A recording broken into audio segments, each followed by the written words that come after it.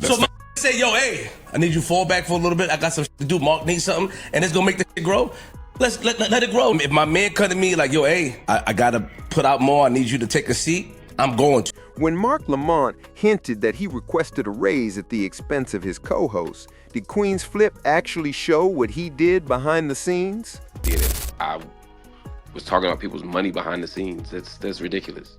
That's ridiculous.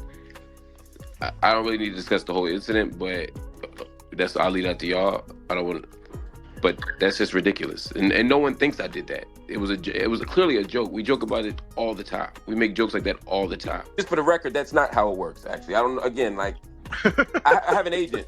I have an actual agent, and I don't ask to make more than other people. I ask for a number, and they give me that number, and we debate that number. And that happens between my agent and probably Ian.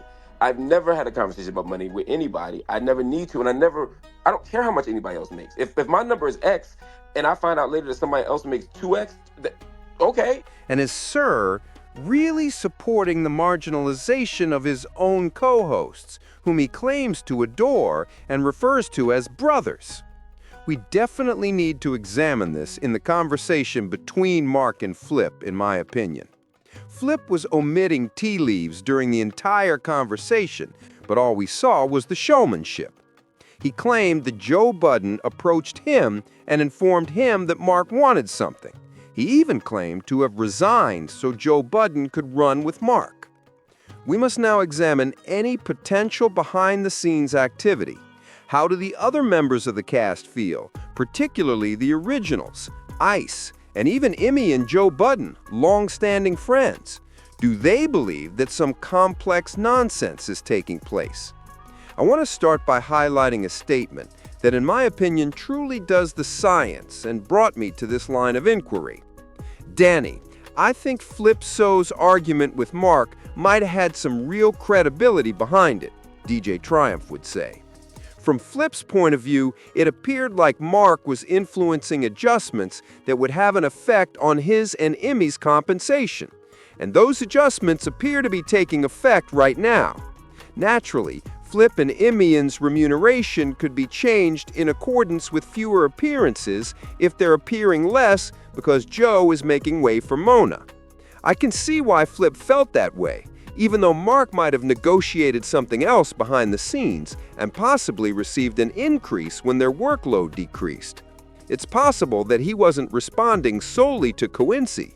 It's possible that he was reacting to what he truly felt.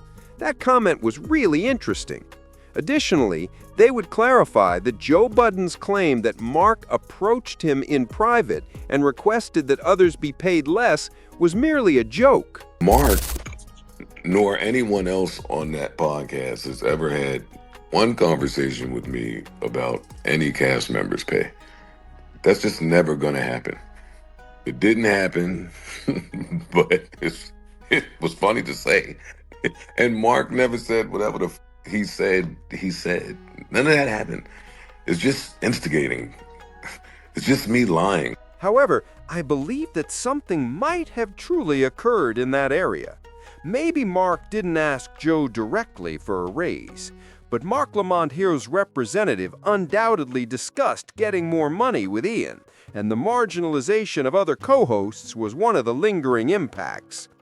Therefore, even if Flip is receiving the same compensation, we all know that this will only last temporarily. Furthermore, if Imani is actually taking a short, Marc's joke about it would offend someone. It's possible that Marc's jokes are seriously undermining the show's morale and that he isn't satisfied with things. Additionally, Flip's on-air behavior is so disrespectful that he ought to be fired.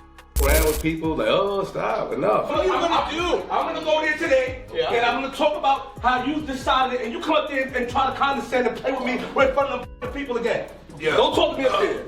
In addition to complaining about how late he was to the show, which is exactly what happened, Marc also made comments on Flip's tardiness to Imani's performance, which is quite insane. See him. Flip showed up. Corey, Flip showed up when the valet was there. The show was over. They was unplugging shit. And there's the warning about what Marc was doing. Melissa is frequently called for Karen. However, did Marc act in a Karen-like manner when he seemed to imply that he would disclose what transpired between Mona and Flip? You know, ain't never come out, and whatever ever happened that I witnessed to, I ain't never said. What secret? I can't nobody up here say nothing different. What You secret? say off air. I'm not even going to allude to it on That's here. the thing that happened. I can talk about. So if you allude to it, because you say a lot of tricky words. No, I don't. I So say regular be words direct. that's tricky to you. You can even detect that something happened between Mona and Flip when you look back on this argument or conversation, since it appears like Mona was attempting to prevent them from learning the truth about what transpired between the two.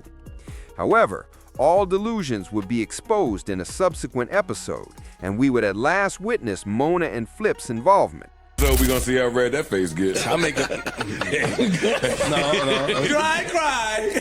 I'm so nice to Nah, I'm gonna quit, because Mark ain't gonna always be there. Let's move on. Mark held it down. Mark was he's trying to walk away. A lot of rat that be going on. This leads me to believe that Marc was attempting to exploit the circumstance as a means of controlling Flip, who begged Flip to go there and say, "Oh, you're trying to say I make people feel uncomfortable? You're using it against me as a kind of podcast blackmail, even though you're not saying it out loud?" Therefore, it's interesting to look back and take a glance at all of these things. Flip is being sidelined, and for good reason. However, what part does Marc play in it? Did he actually request that the cast members have a lower salary? Or is his influence so great that their performance will inevitably result in a lower salary? Finally, I'd like to discuss what Flip's way out will be. I succeeded in hitting the alley. I'm aware that some people will think it's kinda you, Danny. However, someone on the Lipstick Alley claimed to have some inside tea while they were conducting the science. They would claim to be aware of Flip's removal from the Joe Budden network. This is what they stated. "I have some insider tea, whoever you are. Flip is being phased out by Joe, I promise. He will undercut him during contract negotiations to get Flip to re-sign. Joe will bring up the previous meetings and remark, 'Flip, you said it yourself, buddy,' in response to Flip's offense at the current offer. 'You weren't doing well, you were preoccupied with personal matters. I want you to have time to concentrate on yourself. It doesn't make sense for me to give you more just once a week, but you're always welcome to the JBP and you'll always be one of us. This is my last and best offer.' This will prompt Flip to give up some ego and pride. Joe will be able to claim that he never dismissed him and rest easy. He did not close the door." That comment, in my opinion, is precisely what Joe Budden would desire. In contrast to a firing offense, which would have been more similar to Rory and Mal, he probably even appreciates that Melissa Ford left on her own initiative. Joe Budden's legacy has been curated in some way ever since he got rid of Rory and Mal. He wants to appear steady. He aspires to be like Charlemagne, and it will appear that he is the issue if he continues to fire co-hosts rather than if they simply quit because they feel betrayed. Businesses operate in this manner. Podcasters on Div, people who fire their friends on empty podcasts, don't do this. I believe that all of the tea leaves have been visible to us for a long time, but only time will tell if this notion comes to pass. Flip is aware that, in his opinion, he is being mistreated. He probably believes that he was the one who revitalized the Joe Budden podcast by encouraging listeners to click. But the network most likely believes that this is the platform, and unless we build the infrastructure for you to shine, you wouldn't even be able to accomplish that. To begin with, you were successful during Flip the network, but not to the same degree as you have since. And what do we think about Marc? Marc was not held responsible.